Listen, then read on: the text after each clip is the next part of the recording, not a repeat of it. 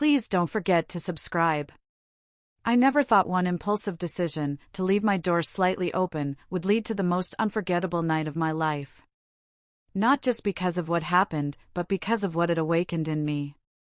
I'd always been the responsible one. Structured, predictable, composed. But that night, something inside me shifted. And it all started with him. His name was Brendan Hayes. My childhood friend's older brother. We used to call him Hurricane Hayes because he had this energy that stormed through rooms, through people, through hearts. After high school, he left town, joined the Marines, traveled the world, and came back years later, more grounded, yet still with that storm quietly brewing behind those deep blue eyes. I hadn't seen Brendan in almost 5 years. So when my friend invited me to a small get-together at her family cabin for the weekend, I said yes without expecting anything. But the moment I walked into that cabin and saw him leaning against the doorway, beer in hand, the world spun just a little differently. He looked at me and smiled slowly, the kind that spreads warmth before it even finishes. "Well, if it isn't Emily Carter," he said in a tone that made my stomach flutter. "You haven't changed one bit." But I had. I just hadn't let anyone see it yet. The night passed in a haze of laughter and stories around the fire pit. The rest of the group eventually went to bed, but Brendan and I stayed outside, sitting on the wooden steps under the stars, our knees almost touching. Every word from him peeled back a layer of my carefully built walls. "I used to think about you," he said softly. "When I was away." I looked at him, unsure if I heard him right. "I shouldn't say that," he added with a smile, brushing his hand through his hair. "You were my sister's best friend. I'm not a little girl anymore, Brendan." He studied me for a moment. "No. You're definitely not." The silence between us wasn't awkward. It pulsed, warm and electric. I felt every inch of space between us, and I felt the pull. Eventually, I got up. "I should head in." "Good night, Em," he said, his voice low. Inside the cabin, my heart raced. I closed my door but didn't lock it. I didn't even shut it all the way. Maybe it was subconscious. Maybe it wasn't. I lay in bed, staring at the ceiling, replaying every moment, every glance. Then I heard it, the soft creak of the floor outside. I didn't move. The door eased open, just slightly. And then, there he was, filling the frame. "Your door was open," Brendan said in a hush. I didn't answer. I didn't need to. I just looked at him, the moonlight slicing across his face.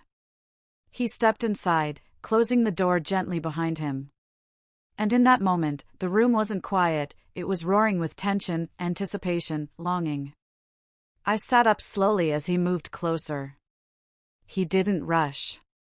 He just looked at me with something fierce and tender. "Are you sure?" he asked.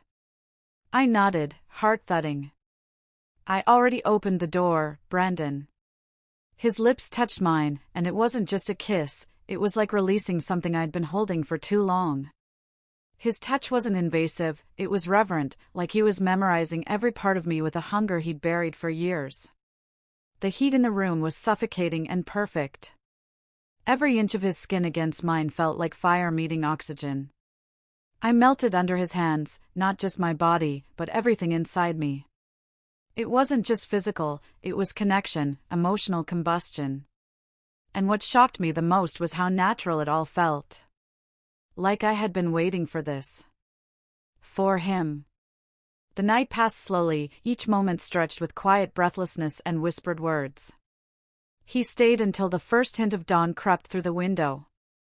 And when he finally left, he didn't say goodbye. He kissed my forehead like a promise and slipped out the way he came. The next morning, I stood in the kitchen pouring coffee when he walked in like nothing had changed. But everything had. I looked at him, and he gave me that same slow smile. "We should talk," he said quietly. We took a walk down by the lake. The sunlight shimmered on the surface, but nothing felt as warm as his hand brushing mine. I don't regret a second of last night, I said, staring ahead. He paused. I was scared you would. I don't open my door for just anyone, Brandon. He stopped walking and turned to me. Neither do I. And I don't want last night to be the end of this. My chest tightened in a good way. Then let's not let it be. He kissed me again, softer this time, more real. Less heat, more heart. And I knew, in that moment, I hadn't just let someone into my room. I had let him into everything. Days turned into weeks. We started seeing each other outside of that weekend. There were late-night calls, lunch breaks turned into long walks, stolen kisses in parking lots, and laughter I hadn't felt in years. He saw through my strong exterior. He got to the parts of me I usually kept locked away. Brandon wasn't perfect. He was stubborn, impulsive, and a little too brave for his own good. But he was mine. And I was his. It's funny how a door slightly left open can become the biggest turning point in your life.